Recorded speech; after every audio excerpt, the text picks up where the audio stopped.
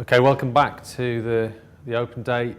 Final talk is by me on a plan for sustainable OpenFOAM development. So the idea is we take some of the things we might have learned today and hopefully that'll match the plan that I've pre-prepared here. So let's just review what we talked about at the beginning. This was our definition of sustainable software development. So the important part being that we developed this software to meet the critical needs of users. We talked a lot about that in the morning, about the critical work that we need to do to achieve that. And what I want to look at now is the other part. So that was the critical needs of users, and then there's the balance of resources. Now, some people online might have missed the what we talked about this morning about the critical needs. So I just want to review that very quickly.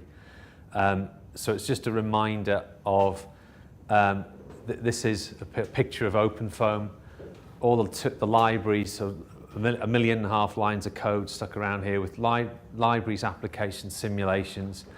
And the critical needs are availability, asking the question, can I get the code? Usability is can I set it up in a sensible way to do what I want it to do? Robustness means, does it deliver reliable solutions with that setup? And then extensibility, especially afforded by the open source license, can I extend it the way I want it? So that's the critical needs. And we talked about the critical work to achieve that. So availability, usability, robustness, extensibility, and then these critical areas of work. The question really is what do we need to be able to deliver those critical areas of work? What we need in terms of the balance between resources, infrastructure, technology and institutional support, and those are the things we're going to look at now. So that's what I want to focus on here, that second part of our definition. And I guess the question we're asking is, do we have a balance? Because the balance is the important bit, I think. It's making sure that those things work together. So let's look at the four things, and then we'll draw a conclusion about whether we have a balance, and if we don't, what we can do about it. So resources. I had an interesting conversation with Henry the other day about this, because resources is just people in our context, really. It's just, and the question is, do we have enough? And I was saying, Henry, we've got loads of resources, and he goes, no, we haven't. No, that's the point, we don't have any resources. And I said, no, we have loads of resources. Because I'm looking at them, right? There's loads of people here that can contribute lots of great stuff to OpenFOAM. What he was thinking was, we don't have the available resources, right? You're there, but whether we can make use of you is a different matter. But the bottom line is we do have the resources. He gave in the end. When I shout at him enough, he generally does. So yes, we have resources. In fact, a good example of that is contributions. We have this contributor agreement. It effectively signs over the rights or the copyright in OpenFOAM to the foundation, so we can much more easily enforce the GPL license. And we've had 35 signatories. There's 35 signed contributor agreements, and they're not just signed by individuals. In some cases, it is just individuals, but in other cases, it's some large companies that have a very large amount of resources, including some that are here and some aren't. Intel, FM Global, who are not here, Blue Cape that's represented here, obviously CFD Direct, and again a couple more that are here, VTT who presented earlier, HZDR who are here today. Really large organisations. VTT has 2,300 staff and Intel probably has 50,000. So there are resources. The issue is whether the resources that are available have time for sustainable development? Do they have time to do the critical work that we've just talked about? And I think that I think in a lot of cases the discussions are not haven't even been had with organisations over whether individuals should be allocated time to or for sustainable development. So I think we've got to explain what is required and have those conversations. Is this resource here? Are they allowed to spend 40% of their working week on sustainable development, or is it 20, or is it or have you never defined the amount? Because I think most people in most organisations have never had that discussion. That's what I suspect. And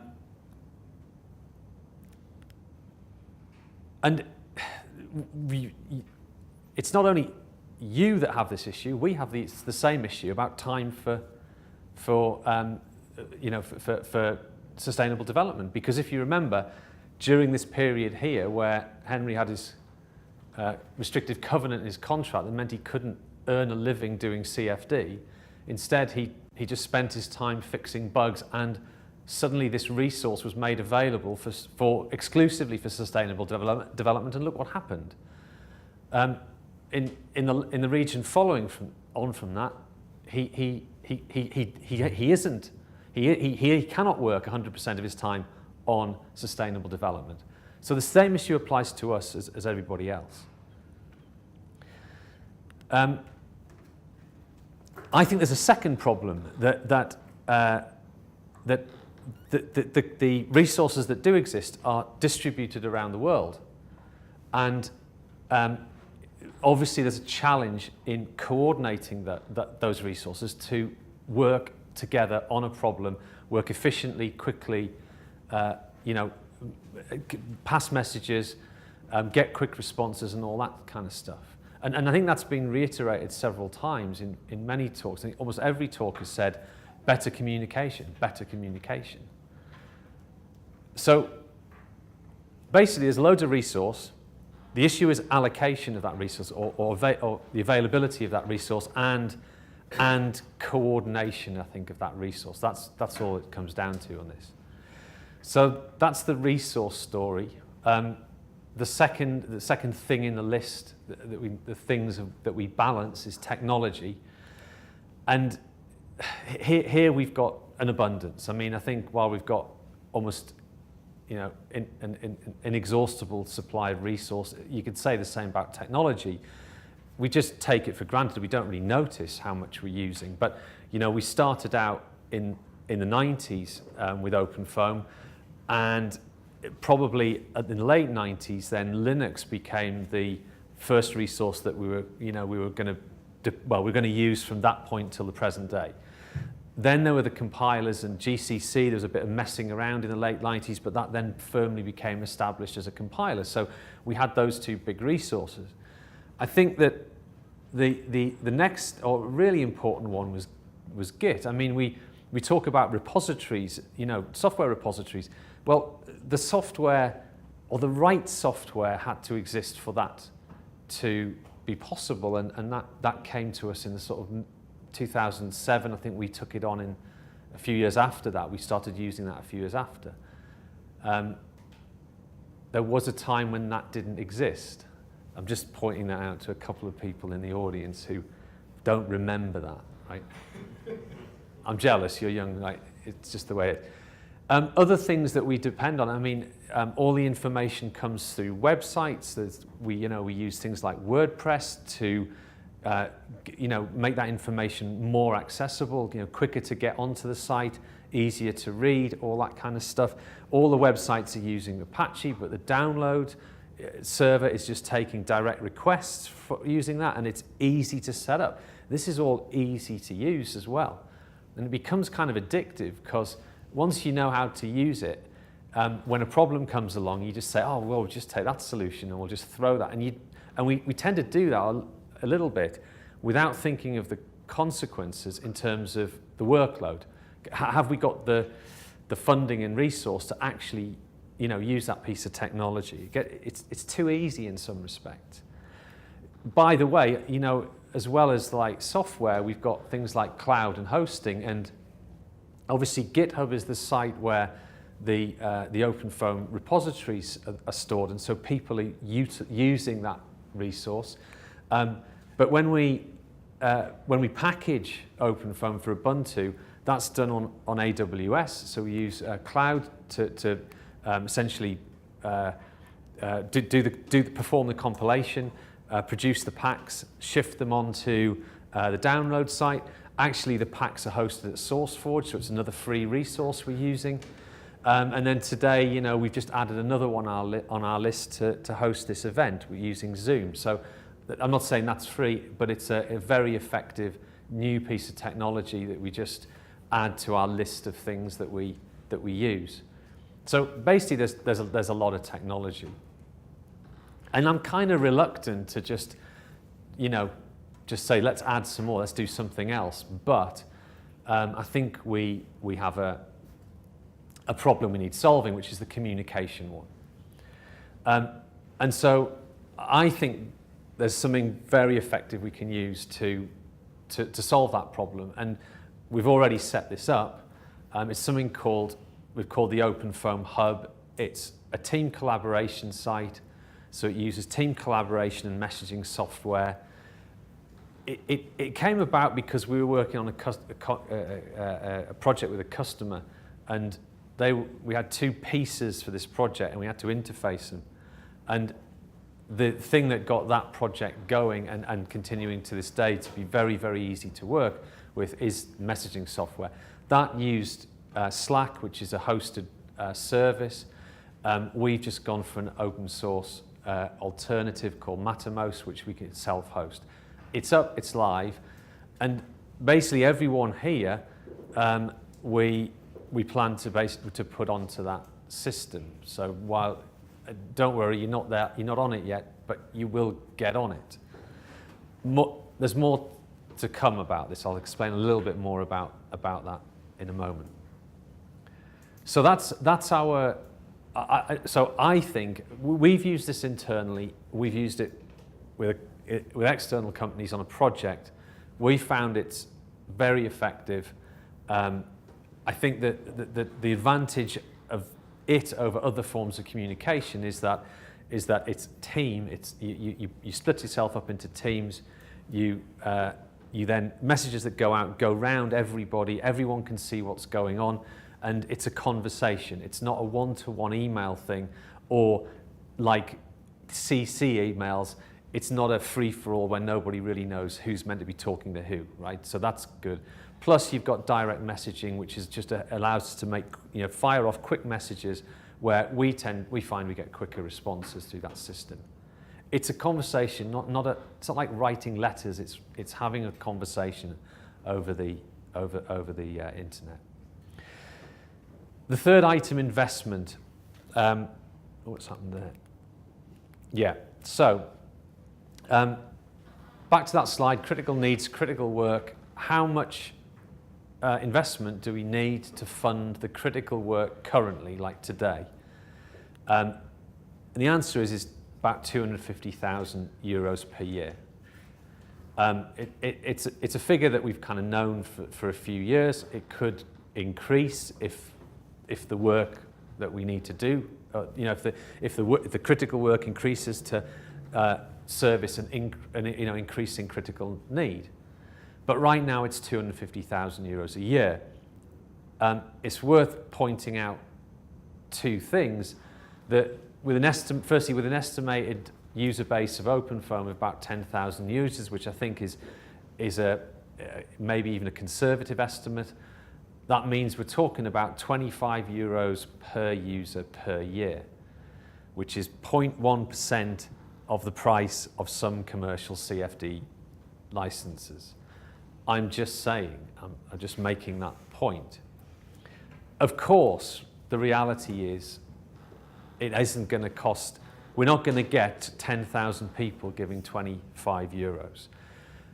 99% of people don't contribute full stop. That's not a question of software and whatever. It's a sociology question, a social sciences question. It's connected to something called the tragedy of the commons, or the free rider problem of economics. Look it up on Wikipedia. Everybody knows this is the way humans work. It's about sociology, nothing to do with anything else. And in fact, I kind of wonder whether managing an open source project is at times more a sort of social experiment than anything else.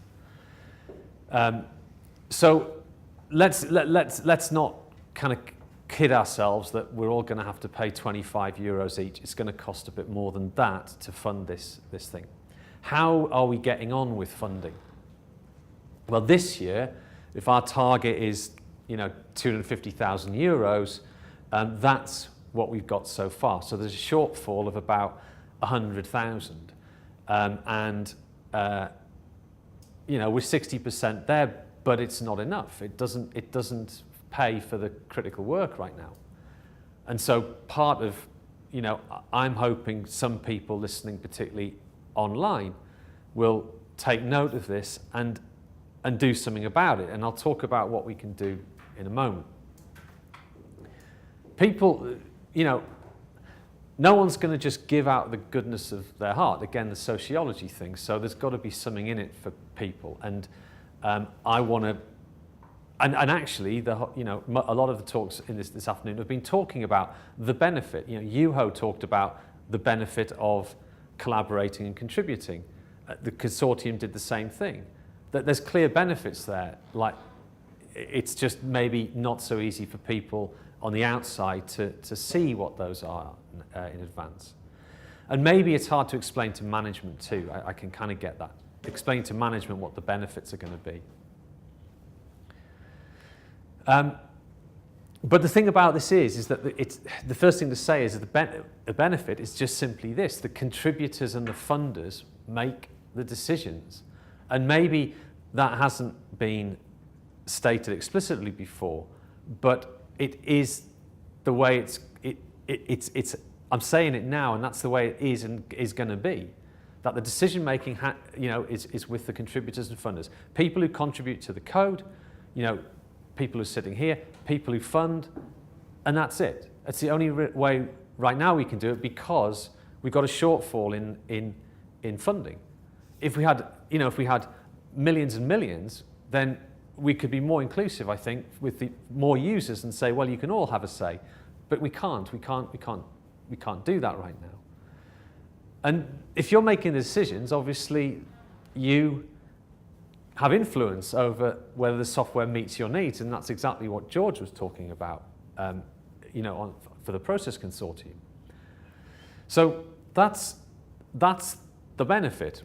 Now, we're talking about decision making here, and with the team collaboration software, the thought we had, which I think is logical, is we split up into teams. We're not all going to be having a mass conversation all at once. I think we have to break it up. And our view is we break it up according to the level of contribution. So the first team would be the architecture team. That's dealing with the kind of high-level design stuff. So decisions like, are we going to get rid of molecular dynamics? Are we going to add a new library or reshape an entire library? That's got to be a decision that belongs to the larger stakeholders in this, the major contributors and the major funders. So our proposal, our suggestion is first of all, architecture team for those larger, big decisions about the code. The second team would be functionality teams. So decisions about fairly large developments that go in the code, models, options in those models, and so on. That belongs to what I would call developers. So people who are contributing quite large bits of development into the code, and then the lower level funders I'm talking about what I call silver level, which I'll explain in a moment what funding level that means. People in the room understand. People attending remotely may not know. So that team, functionality team, makes development decisions. It includes developers, silver funders, and obviously the higher level architecture people, core team and gold funders. And then the last team we're talking about is something we've called patch team, which is largely focused on the repairs. So essentially if you're a contributor of a patch to the code through the issue tracking system, that kind of level, then you're part of that team. You mix with the bronze level funders, and also the other teams will be on. The people from the other teams will join you there. One thing that it does mean that anybody who's contributing will have access and contact with everybody ultimately. So if you're on the outside and you want direct access to the core team, then this will happen through this hub. You will have that direct access. Now, it isn't like a support channel. I think we all understand that. You don't come along and say, I can't do my CFD today, do my CFD for me. But it's about your critical needs in the software, and finding out not only what we can do and making decisions about what we will do, but also knowing about broader plans. I think that gives you access to those broader plans.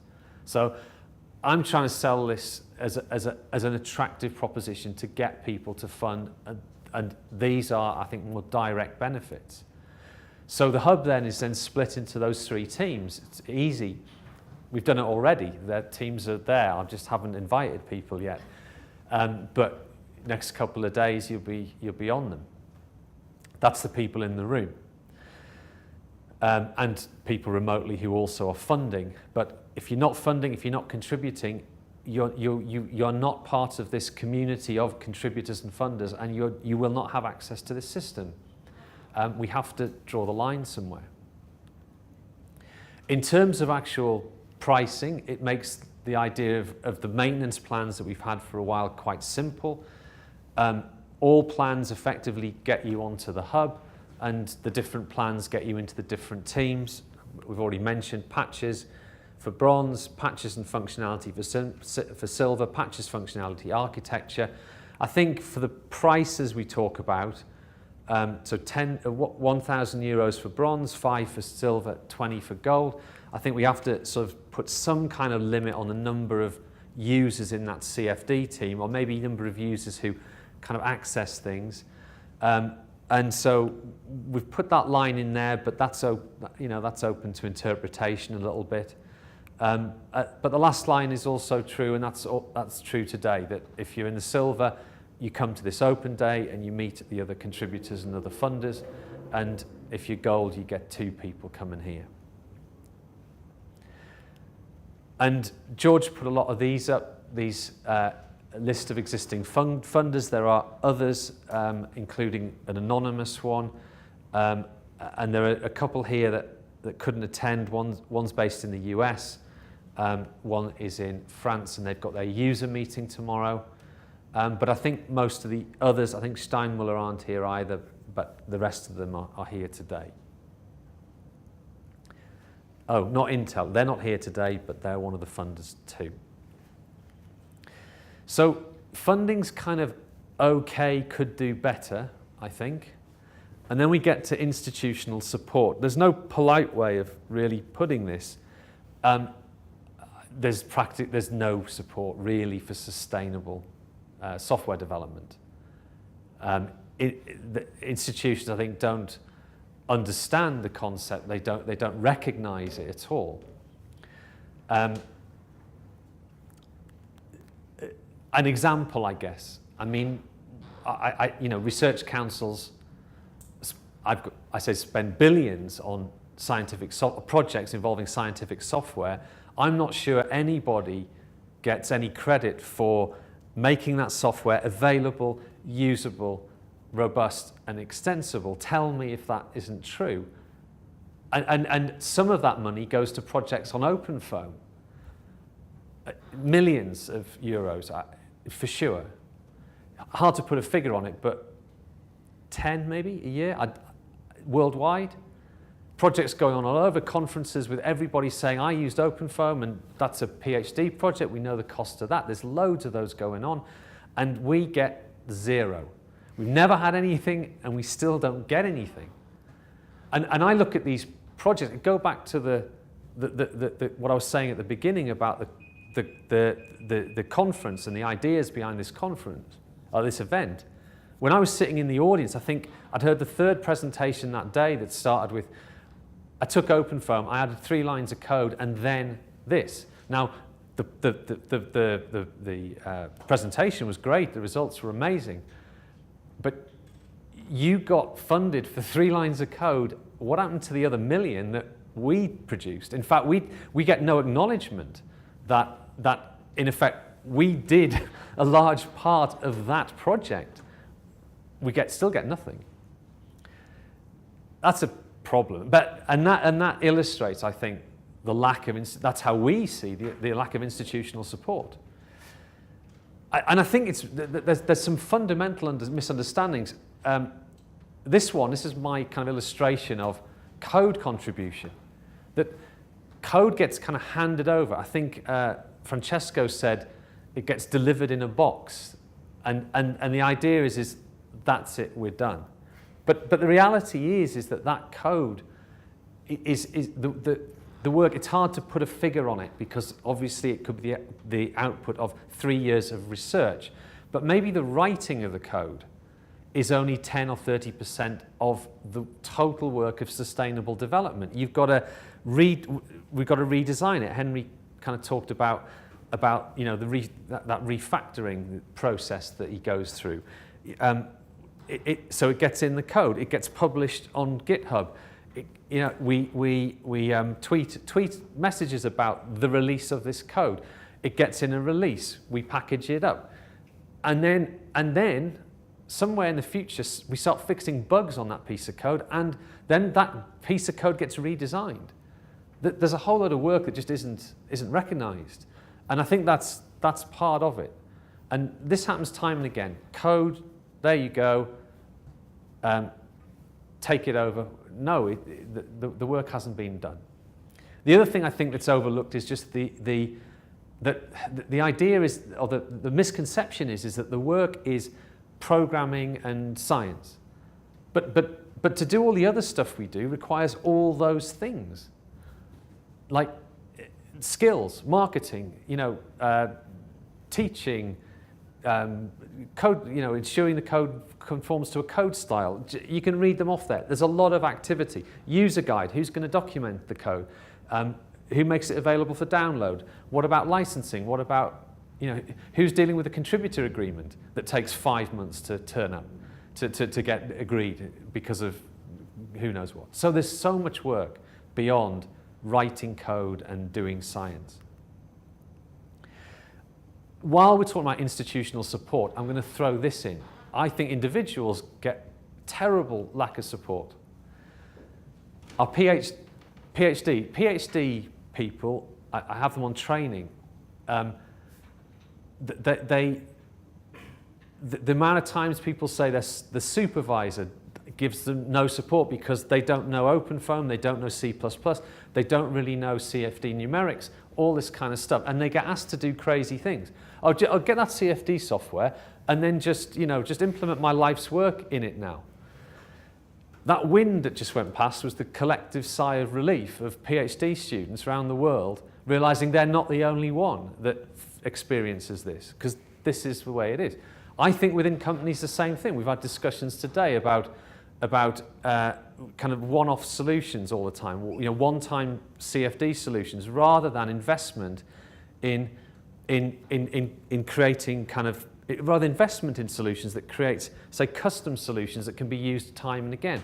Juho talked about that, needing that short-term investment in the code being written the correct way, rather than being pressurized by demands of delivering at short notice. There could be some planning in there. So our chemical engineer, she's she's struggling with that. He's just struggling. Our HPT sysadmin guy, there's nothing that's going to rescue that one, I don't think. A common thing we get is, something we experience is, because of this lack of institutional support, people in those institutions come for us to get support. They come to us and say, help us by giving us your time, and you will get something back in the future. Help us and we'll apply for funding. Come and talk at my event and spread the word, and then the people listening will then fund you. It's a chicken and egg situation, right? Because we're saying, tell you what, fund us and then we'll help you. And because the balance of funding and resource is out of balance, we can't do the first one. So that's got to stop. We have to say, fund us and we will help you. We had a request this morning, I'm not going to say who, but an organisation saying, can we do such and such? And the answer is, join the foundation, and yes, we will, but not the other way around. So that's got to stop. We need to get people to join the foundation, become get a maintenance plan, become part of it, and then we can start doing something. Get a maintenance plan for your regional group that you want us to do a talk at, and then we will go and do a talk to them. That's how we get connected with them. And maybe when there's all this lack of institutional support, and you've got individuals like George and Christian Winkler who understood what they could gain by getting together and investing, then maybe the way to do it is to do that. If you're working in HPC, the HP sysadmin, instead of getting angry, what you could do is to find other HP sysadmin people and say, let's form a consortium, get a bit of money together, and then we'll become part of this foundation, and then we can influence the code so it's easier to install on HPC systems. That's the answer. It seems to be the answer. And I think the way George talked about it, which is just start small, 2 is enough to get going, throw that balloon or whatever he said, get that thing started, and then let people gravitate in and let this thing grow. I think that's probably the way to do it. So I think professional groups like HPC people can do it. I think industrial groups, clearly that's the case with the Process Consortium, but I think other industries can do this. I think regional groups can do it as well. I think quite often a region, I don't know, northern France has certain industries and certain interests that are common, and they can do it. They have regional meetings, and we can become part of those meetings. So I think that's the answer here. Because we have this lack of institutional support, the only way we'll get around that is this way, is with the consortium. And what we've got is we get, the way it's attractive is that effectively that people pool resources and share the costs, and they can do better things. So where are we with the balance of resources, technology, investment, and so on? Well, we've got plenty of resources, we've got a lot of technology, investments a little bit under, and institutional support. I was thinking about it's so small you couldn't see it, but obviously it's rather small, and that is out of balance. So it is out of balance. The institutional support thing is not going to change quickly. I think the only way we can overcome that is we need to bulk up the investment, actually. If we have enough investment, we can actually try and change institutions. We can actually put some time into that, but right now we can't. So, investment's the key here. So the plan's pretty simple. Got these 4 things. Resources. Let's think about availability of those resources. Let's have those conversations with managers about individuals and how much time they are allocated to get involved in sustainable software development. Technology, I think this hub idea is going to work very well, and it's already set up. Investment, well, get a maintenance plan, join the hub, become part of this this decision-making environment for OpenFOAM. And institutional support, let's do new consortia. Let's get some new consortia going. I think that's the answer for the problem of lack of institutional support. So it's a fairly simple plan, and that's what I'm proposing we do. Moving forward from here, we all know that if everyone's happy, we all know what the rules are, and then we go with this. And that relates to both people in this room and people remotely who are listening. And the only thing I would say is when you're considering investing in OpenFOAM, I think you've got to think about when you're having a conversation, invest based on the value of its results to your organization. I think there's been too much discussion in the past about how much license fees are we saving. Given the license fee numbers are crazy, it's a stupid thing to argue, I think. But I don't think there's enough of people thinking, can we measure the value of the results to our organization? It's a tricky one. I wonder, is the value of one person's CFD output bigger than their salary? I think the salary's a measure. Salaries are certain numbers of thousands of euros, and maintenance plans are less than that, typically. So if we compare those sorts of things, I think salary costs get lost in all this and so on. But measuring value of the results, it's about the results. And I think that's a good basis of how people should invest, because it's typically the big companies who've got more to gain from the results that should be paying more. If you're just a hobbyist for whom the results are just fun, you shouldn't pay anything. So it's the value of the results that matter to me. I think that's what we should concentrate on.